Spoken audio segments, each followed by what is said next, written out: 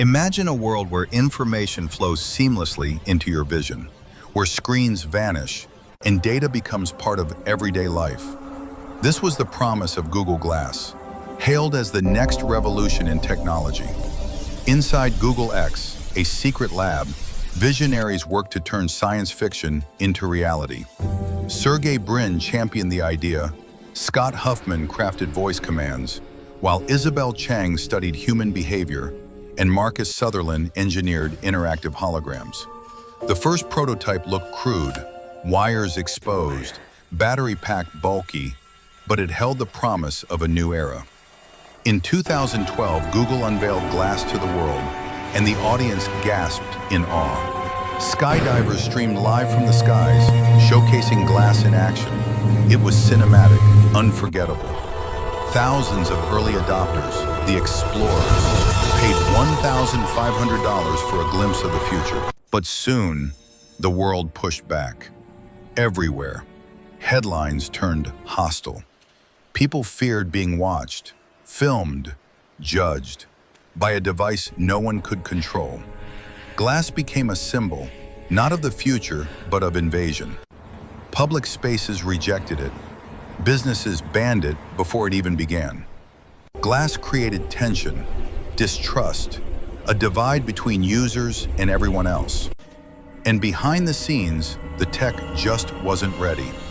Lag, overheating, weak battery life, 1 hour of use before shutdown. Engineers pushed limits, but some problems needed years, not months. Investors lost confidence.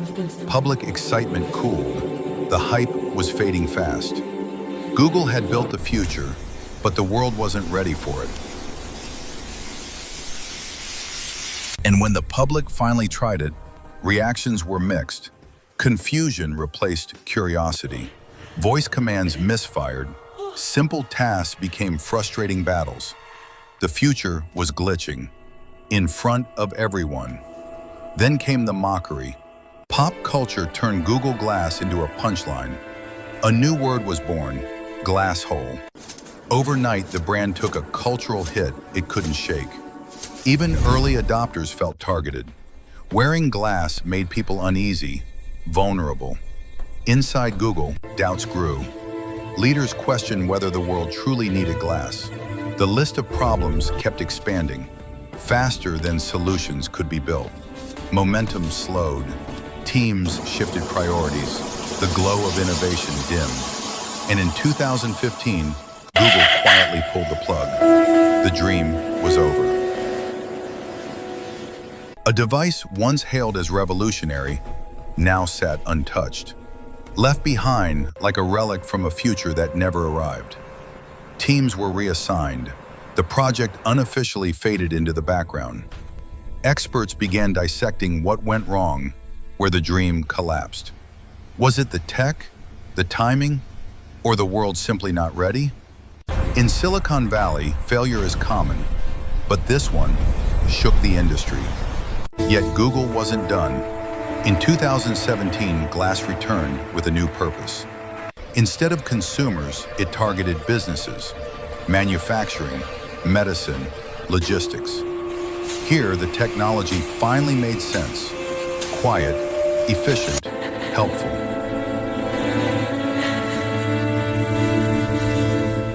In the right hands, Google Glass became a tool, not a spectacle. In hospitals, it assisted surgeons with live vitals and precision guidance. In warehouses, it boosted accuracy and speed. No more scanning through endless aisles. In classrooms, it became a powerful training tool, hands-on, immersive, efficient. Glass failed in the public eye, but quietly thrived behind the scenes. Years passed, and the world began to look back differently. Many realized something important. Glass wasn't a failure. It was a prototype for the future. Because everything that came after borrowed from it.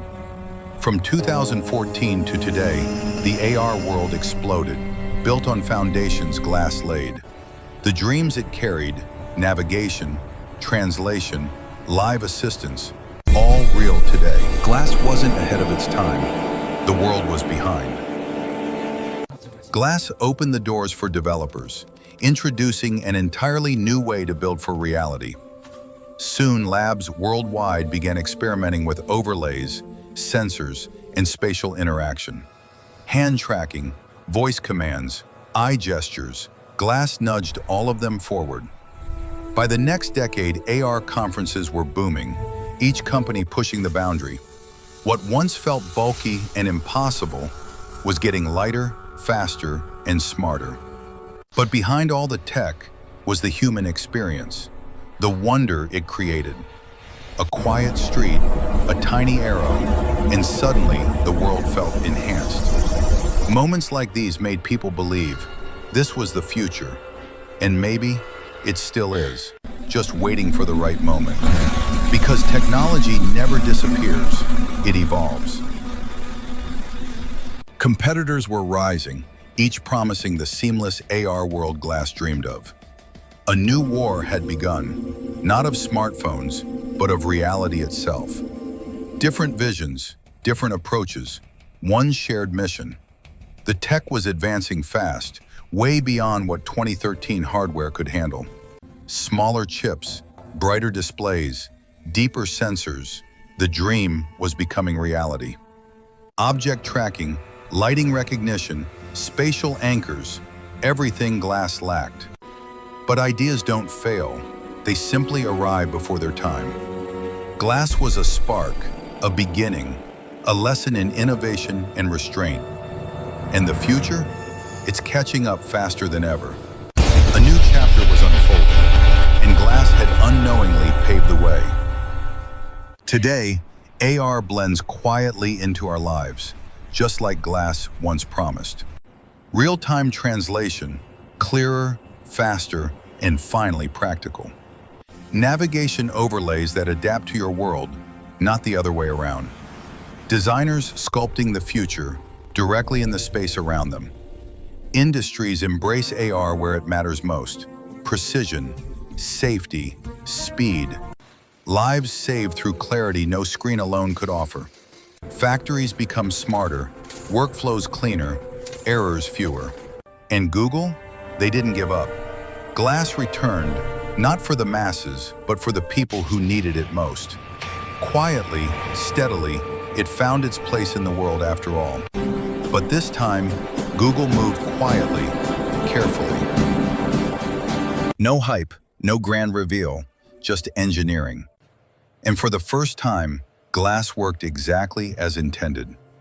Looking back, Glass wasn't a bad idea.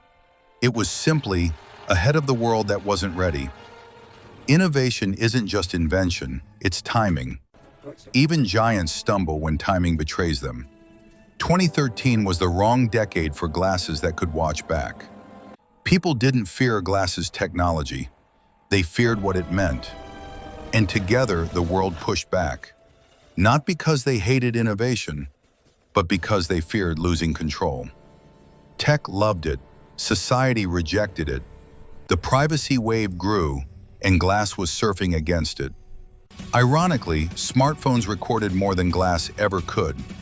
But Glass was visible, and visibility made it the target. Its perception mattered more than its capabilities. And perception ultimately killed it. Until Google returned with a clearer lens on the future. But the problems didn't stop. Even basic hardware issues started appearing. Glass overheated frequently, making it uncomfortable to wear for long durations. Early adopters complained that it became too hot during simple tasks like recording video. This wasn't just inconvenient, it was a major barrier for daily use. Google's engineers tried many fixes, improving cooling, reducing processing load. They even redesigned internal components to distribute heat more efficiently. A low power mode was introduced to extend battery and reduce overheating. But despite improvements, the issues never fully disappeared. It became clear Google Glass wasn't failing due to one big problem, but 1,000 small ones. And together, they brought down $1 billion dream. Inside Google X, frustration grew, but so did determination. Astro Teller and the Moonshot team still believed Glass could transform humanity. they shifted focus from consumers to specialized industries. Glass suddenly became useful in manufacturing. Hands-free guidance boosted productivity. Doctors used it to access patient vitals without looking away from the operation. Emergency teams used it to see heat maps, directions, and critical data instantly. Step-by-step instructions made training faster and safer. But by now, the consumer market was gone. No matter how hard Google tried, public trust had vanished. And so, one of the boldest tech experiments faded into silence.